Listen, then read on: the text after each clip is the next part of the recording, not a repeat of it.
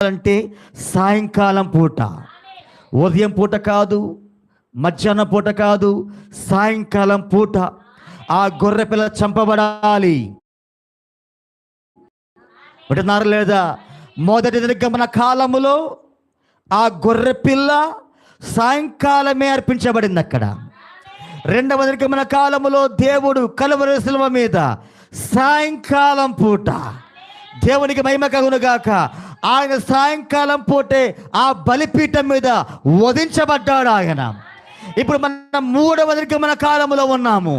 దేవునికి స్తోత్రం కలుగును గాక. మరలా సాయంకాలం పూటే ఆ గొర్రె పిల్లగా దేవుడు మన మధ్యలోకి దిగి వచ్చాడు. ఆయన 7 ఆత్మలు కలిగిన గొర్రె పిల్లగా, 7 కొమ్ములు కలిగిన గొర్రె పిల్లగా దేవుడు ఈ సాయంకాల సమయములో ఆయన వధువులోకి దిగి వచ్చాడు. ఆయన ఇప్పుడు ఇది ఏ సమయం అంటే రక్తము చూపించే సమయము. ఇది గురుతు చూపించే సమయంలో మనం ఉన్నాం ఈరోజు. హల్లెలూయా, దేవునికి స్తోత్రం కలుగును గాక. ఇది గురుతును చూపించే సమయం. గురుతు ఏ సమయములో చూపించబడిందంటే మొదటి నిర్గమన కాలంలో సాయంకాల సమయములో గురుతును నువ్వు పైకి చూపించాలి. ఆ ముద్ర నువ్వు పైకి చూపించాలి. ముద్రది గురుతు అంటే ఏంటి? ముద్ర. రక్తం అంటే రక్తమే గురుతుగా ఉన్నది. మొట్టమొదటి నిర్గమన కాలములో రక్తమే గురుతు. ఇప్పుడు ఆ గురుతు ఎప్పుడు చూపించబడాలంటే సాయంకాల సమయములో. రెండవ నిర్గమన కాలములో ఆ గురుతు మరలా సాయంకాల సమయంలో వచ్చింది.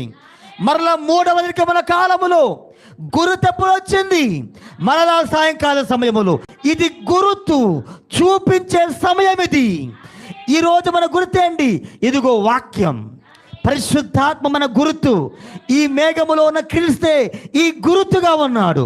ప్రకటన 10:1 దేవుడు వధువుకి ఇచ్చిన గురుతై ఉన్నాడు ఆయన.